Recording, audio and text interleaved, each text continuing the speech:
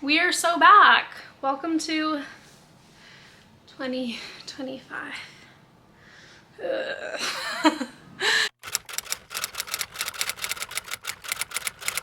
Back with my tri-monthly, what would you call that? Every 3 months I do a video.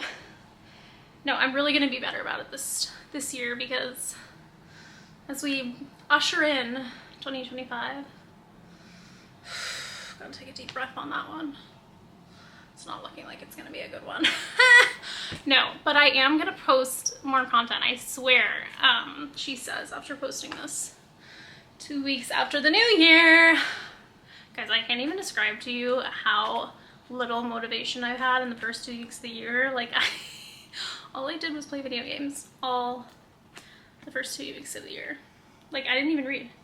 But that's not what we're talking about today. We are talking about my best reads of last year, and it was a hard one narrowing down the selection. I really gave out the 5 stars. I think I said this in the last video. I was like shelling them out. I looked back at my Fable and I can't see like the exact number. It just kind of shows you like a bar graph. Gave out like 40 5 stars, I think. And then I was like narrowing it down to which one was gonna be like, actually I should look at this to see if I missed any. Which one was gonna be like the ones for the wrap up, and it was really tough. Okay, so I kind of broke it down into categories. There isn't like I don't feel like there's like an overall book of the year, maybe. And then I have 2 honorable mentions. Okay. So I didn't have like a standout thriller from this year because I felt like I read a lot of thrillers in the past years, and this year I kind of just like read more fantasy, I guess, and some romance. So yeah, I guess I just like didn't have like a standout one. But last year, or maybe it was 2 years ago, I read Tanya French's Into the Woods, and some people might know this was made into a TV show on Starz called The Dublin Murders, but in the show they combined the first book and the second book, which is what I read this year, which is called The Likeness. And after I finished The Likeness, which by the way I think I gave it 4 stars, let me just check. So I gave this 5 stars, but I also like really was annoyed at the end of this book because I was like thinking back to the show and I'm like, so much more happened in the book. Like, why didn't they split it up into 2 seasons? And that show got canceled, so annoying. But the next one is called, what is it called? Faithful Place, and it follows like the other detective that she worked on with she worked on with Likeness, the guy that like was her undercover handler detective. So it follows him instead of Cassie Maddox, who is the detective in both of these books. But if you watch the show, Cassie's partner in the first book is not in the second book, so yeah, but no spoilers for that. But yeah, I'm really liking these books. I just think they're definitely not like books you can, well, in my opinion, I could not binge them because they were just way too long, but definitely for every now and again. I mean, some people might like to binge them, but they're just way too long for me to binge. But now that I'm thinking about it, I think another book that I would put on my top thriller books of the year would be Listen to the Lie. And if you guys have followed me on my TikTok page, I saw this was like a Goodreads choice winner, and I wanted to get it on Libby because everyone was saying like you have to listen to it on audio. The plot of the book is that it's like following a girl who was accused of her best friend's murder, and they were like obviously she didn't go to jail for it. They're like bringing the case back up, and it's like on a podcast. And a lot of people were tuning it to similar to Good Girls Guide to Murder, but like for adults, which I actually didn't think of that until I saw that review. But so I didn't want to wait for the Libby because it was like a 16-week hold, and I was like, that's insane. So I went to get the book from my library to read the physical copy, and I'm like reading it and I was like, this is kind of slow. So I feel like people were right that I needed to listen to it on audio. So I did my like Audible free trial because I'm not paying for Audible, and I will never pay for Audible. So I did the free trial, and then I got the credit for this book, and it was like a whole different experience on audio, because when they switch over to the podcast during the book, it's like you're listening to a real podcast. Like, it's different voices and like dual narration. So if you do listen to this book, which I did give 5 stars, I highly recommend you listen to it on the audio. Like, I would not recommend it any other way. So yeah, now just remembering those would be my 2 thrillers, I think, for the year. Whew. I feel like I'm already like cruising through. I'm usually yapping a lot by now. What do we know I want to go over next? I feel like romance next. I didn't read a lot of romance this year. I definitely tried to dip my toe a little bit more this year, but I definitely did not read a lot. I know earlier in the year I thought that I was going to put Just for the Summer on my top reads of the year, but I think that's just because it was the first book I read this year that was a romance, and I did really like it, but I don't think it would be like my book of the year.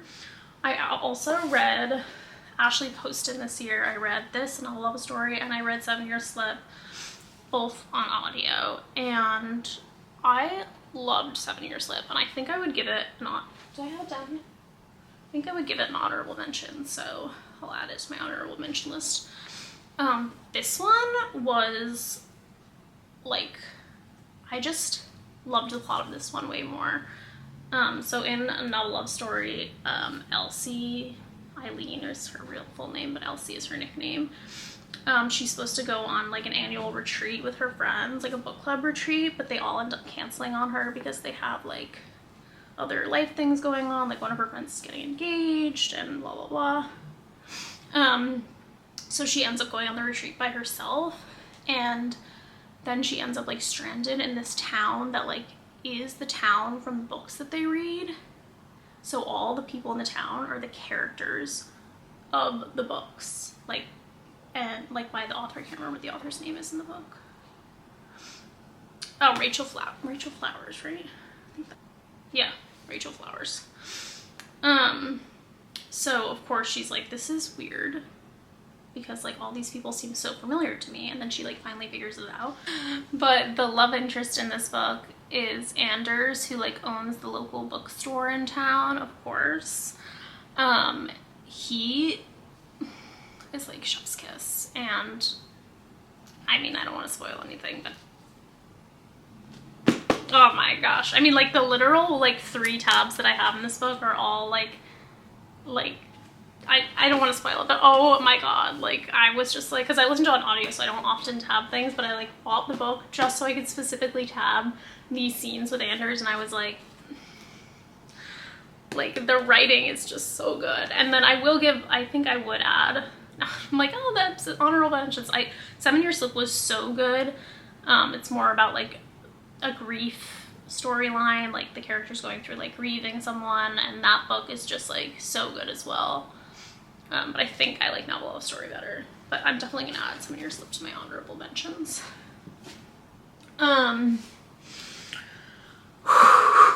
This next one, speaking about grief, oh my god, did I feel grief after finishing this book. Now look at this, just taken an I don't have like a specific way of annotating books. I kind of just like, if I'm in the mood to do it, I do. Like compare them all. So this was like a book that I listened to on audio. I don't know if you can tell, I only have 3 tabs in there. And then like this is a fantasy book, it'll be sooner. I'll talk about that in a minute. There's only like about a good amount of tabs, more towards the beginning, like where the world building is, than towards the end. So I tend to be a person that like tabs things that I think are going to be important later in the series or later in the book, just in case like I forget. Like for that book, there's only 1 book out, so I might want to like go back and reference things. Now this series, I might want to get them all down for this, is one that this would probably go down as the best ending to a series that I read all year, because I didn't read this full series this year. So this is the first book. Y'all know it, Magnolia Parks. This one I think is a lot of people don't like love it. they either love it or they hate it, and they like don't know going into it like what to expect. 3 tabs in the whole first book. I think I listened to it on audio if I remember correctly. I should go back and fully tab this book because wow. And then we have, wait, this is not the next one. Then we have Daisy Hates. I connect more with Daisy Hates' character for sure. So there's a lot more tabs in Daisy's book. And I also have all the wrong sizes of the books, which is annoying. Then we have The Long Way Home, Magnolia Parks. I'm not going to say anything about the series because you really do need to experience it to understand it. While it does start out as a book very like similar to Gossip Girl, where the friendships are all very toxic, you're getting like Magnolia's point of view in the beginning, and then within the same timeline of things happening, you're getting Daisy's separate point of view when you read her book. So like Magnolia will go to a party in the first book and you'll get her point of view, and then in the next book we're like lined up with the same timeline. So like Daisy like shows up at that same party, and then you get like Daisy's point of view of the same people. It's like very different, her point of view. And then like a lot happens in The Long Way Home.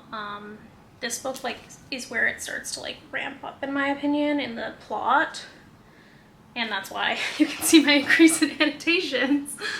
I don't know if you can see them like really bad. It like the sun is like glaring off, but oh, there we go. And then you have Daisy Hates, The Great Undoing. These tabs are a little bit lighter, so you might be able to see them. A lot more tabs there. So I read most of that series last year, and then this year, obviously, Into the Dark came out, and I read it. And there's like 1,000 tabs in there, I feel like. It's so many tabs. And I like bawled my eyes out reading this book. Like, I had to like take a break from reading. I started it, and I probably got like this much into it, and then I had to take like a break. I was like, this is ruining me. I don't think I'm gonna make it through. So I took a little break, and then I picked it back up again, I think in like March, and finished it, and I was just like ruined. I was like, oh my god.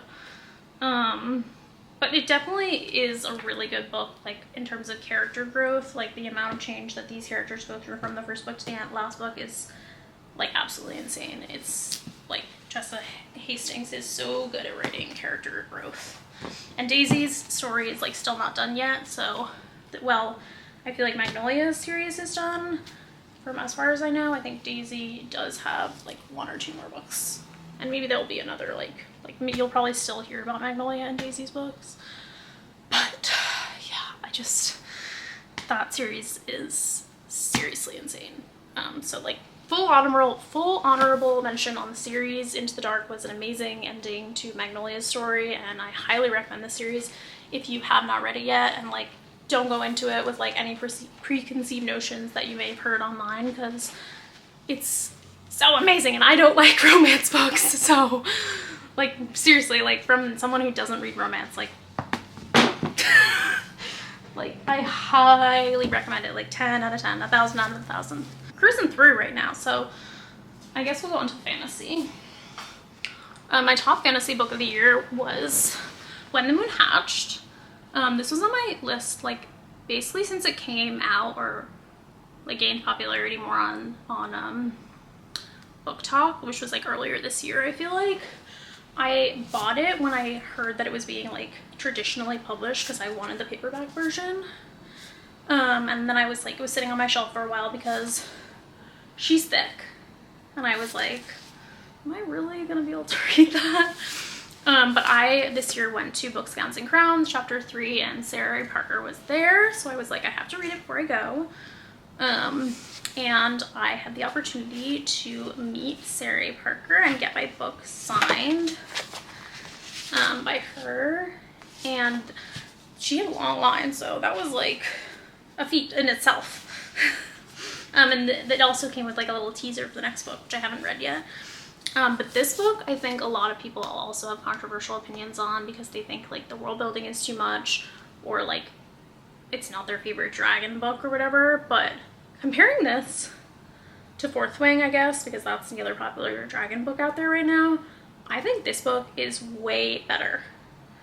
And overall, as a fantasy book, this magic system, I guess you would call it, but also like world building system is so unique, and like one of the most unique things that I have read in a while. And just to like, I guess this isn't even really like a spoiler or anything. In the world, the dragons like fly up into the air to like, in a sense, die, and they become moons in the sky, and like that's why it's called like When the Moon Hatched, in a sense. But like that is, to me, is like something that like I feel like I've never, in like all my time of reading, have ever heard of anything like that. So to me, that overall, like just that, when I like first read that in the beginning of the book, I was like, that in itself is like a feat of like world building structure that like I've never read anything that unique. And like that's something that I'm like going into this year like wanting to read books that are not as like as popular on TikTok and a lot more indie published books, because like I don't want to read books that are like the same structure, and I don't want to read like books that are just the same storyline spit back out again, because like that was something that I went through a lot that last year, where I felt like I was reading a lot of like the traditionally published books that were hitting the market that everybody was reading, and it just felt like the same thing over and over again. So that was like good. Starting this book out, I was like, I'm gonna give this 5 stars no matter what. It is long, I will give you that, and there is a very daunting glossary in the beginning. But what my take to glossaries, there's like this much glossary, is that if you feel like overwhelmed by the glossary, just start reading the book, and then if you come across a word that like you're like, what does this mean, then go to the glossary. Like you could skim it at the beginning, but don't like spend a whole day like taking notes on the glossary, because, and then another book that I have in here that also has a glossary, like if you spend too much time on the glossary, you're just gonna be like giving yourself anxiety about the book, where you're probably gonna understand the world building without the glossary anyway. And I did go back to the glossary a couple times while reading this, but it was mostly to understand the different people, like the family structure, and like who is related to who. So in that sense, I guess like you could have like a family tree to make it more, actually this book does have a family tree, but it's in the back of the book, and I would not recommend reading it because it has a spoiler in it. But yeah, overall I thought like this book was just super unique, and there's like a lot more than just like one type of dragon. There's like multiple types of dragons, and there's also different types of creatures in this book that I thought were really like amazing and cool. And it like, I found I'm a very, very visual person when I read, so like I could see everything like occurring in this book like very like in my mind, and it was not something that like I felt like was being regurgitated from like another world or anything. Like it was very unique in my mind. Yeah, so 5 stars, amazing. And I am very much looking forward to the next one. It will probably be giant, just like this one, or maybe it will be a little short, I don't know, but I'm committed. Committed to the cause. My favorite, going into the next one, my favorite fantasy duology of this year, and could possibly be up there, maybe second in line. I guess this could get, I don't know, this could be tied for first, honestly, these 2 books. I don't like to give out first place and second place, but I think these might get it. I always get them wrong. A River Enchanted and a Fire Endless by Rebecca Ross. Oh my god. Like, I also listened to these on audio. I'm gonna reread them this year, I think. What can I say about these that were like unsaid? Jack Tamerlane, please take me away. I think what I liked most about these books was the sense of like culture, and it's very much like a Scottish like sense of like culture ingrained in these books, and like everything that they do, not just the world building but also like the relationships, seems very like entrenched in culture. But the plot, so Jack Tamerlane is summoned back to his home of Cadence as girls go missing, and he's like a bard, and when he returns, he realizes that his nemesis, Adara, is like the head of their clan, and he has to help her like find out what's happening to these girls. Obviously, you know, romance ensues as they work together to find out something that's happening below the surface. There are like a lot of other relationships, and one of my favorite was like Torrin and Cedra. Their relationship in the first book, I think, is like one that I was just like, oh my god, I need more, like give me that now. And obviously Jack and Adira's relationship grows in the first book. The second book, I was like, girl, give me that now. I was listening to this on audio. There's one of the pictures on my Instagram, you've probably seen it. I like ran to Barnes & Noble to buy these books while I'm listening to it on audio, and like I'm listening to it on audio while I'm in the store, and I was like crying my eyes out at one point. I like had to put my sunglasses on so nobody would see in the store that I was crying to the audiobook in my ears while like checking out at the store. I'm like, please don't look at me. But that's how much I like needed these in my hands, and then like continued to read it as I got home.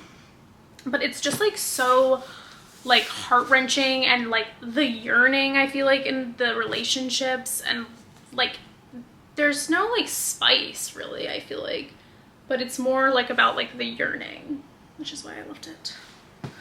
Yeah, it's more like a slow burn, maybe some closed door romance, but it was about the yearning for me, and just the culture and like the family aspect of like this clan coming together and like fighting against this like lurking evil was just like really hit home for me. I'm not Scottish, I'm Irish and English, but like there's a lot of similar things to their culture. Not don't come for me if you're Scottish, but I feel like there is a lot of similar things that revolve around like being together with family, like cooking food together, like being around the hearth and stuff like that. Really resonated with me. I don't know, but I was here for it. But yeah, now let's move on to the absolute best book of the year in my opinion.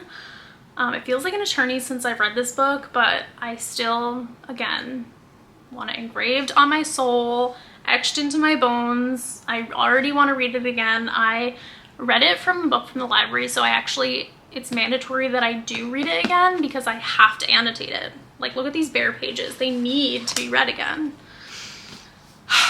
And it took all of me not to like annotate the library back, actually. I was like holding myself back. But wow, look at her in all her glory. Best book of the year in my opinion. I did read, where is it? Oh, Blood Over Brighthaven at the end of the year that just came out, but this one is still superior in my opinion. Blood Over Brighthaven does have an honorable mention, but nothing comes close to this book. Nothing comes close to it in my opinion. Nothing comes close to Misaki and her love for her family and her rage in this book. So my camera is about to like freak out. But I think what I loved most about this book is like going into it not knowing what it was about. Like you think it's gonna be about Mamoru and like his journey to become like a swordsman and to achieve like everything that he's trying to, and then you find out that it's like not that at all, and then it's really about Misaki and like everything that she kind of gave up to be a mother, and then to have to kind of like go back to a life she thought she'd put away, and the fact that she's like the biggest badass on the planet. And my favorite quote was like, thank God that she was the monster. And there was so many other like amazing quotes about like motherhood and like having to like give up so much to protect your family, and then when it comes down to it in the book that she is the one that ends like protecting her family. Like it's just like it was so amazing, and like the relationship between her and her husband was like so like just like intricate, and like oh my god, I need to stop saying like, because this book was so amazing. Like I'm literally like choking back tears thinking about it, and I definitely will reread this book this year. I think probably towards the end of the year when I'm like so burnt out on reading. But like I just, oh my god, it was so good. And Emma Wing's writing is so good, and I wish that she would give us the Duna series, because I do want to continue, and like I wanted to read that after I read this, and then I like found out that she kind of shelved it.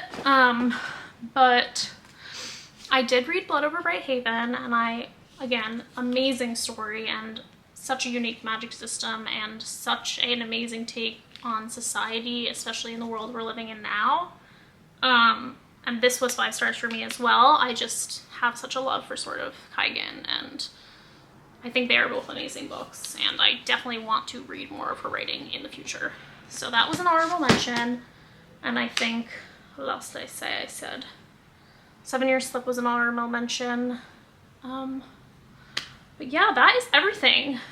It was a really good year, and I feel like I ended up reading like 76 books, and 75 was my goal.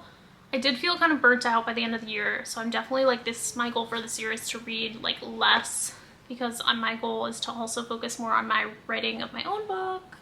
So I'm gonna be filming like a lot of videos surrounding that process as well, and doing some writing vlogs on that. This video is looking pretty long right now. I'm gonna have to cut out some parts, or maybe I'll just like keep it long, who knows. But yeah, like let me know what else you guys want to see, if it's writing vlogs, if it's random day-to-day vlogs. Obviously we are sad to see our TikTok go, if that does end up happening, so I'll be more probably posting on here. I think my plan is to post more on YouTube than on Instagram, because I'm just like not doing well on Instagram, and I don't like their algorithm, and I don't like Zuckerberg. And I'm hoping that YouTube will make some updates to their app so that it is more of like a community-based app. But yeah, we'll have to see what happens with that. But yeah, I'm glad I finally did this video, because I've been putting it off for weeks now. So yeah. Okay, so my camera literally overheated, I guess, and cut out. I mean, we were at like 45, almost 50 minutes, so I can't blame it. The girl she was giving it her all. But I did want to say that the reason that I picked all these books, one thing that they all had in common was that they all made me cry and weep like a little baby. Not cry at like nothing, but they all did make me feel some type of way. So I thought I would put together a little compilation to end this video of all the photos of me crying for 2024, so you guys can enjoy those now. And as always, please subscribe. I'm really trying to create my community here over on YouTube. But yeah, have an amazing 2025. Like, wishing you guys all the love and happiness, because it's really looking bad out there.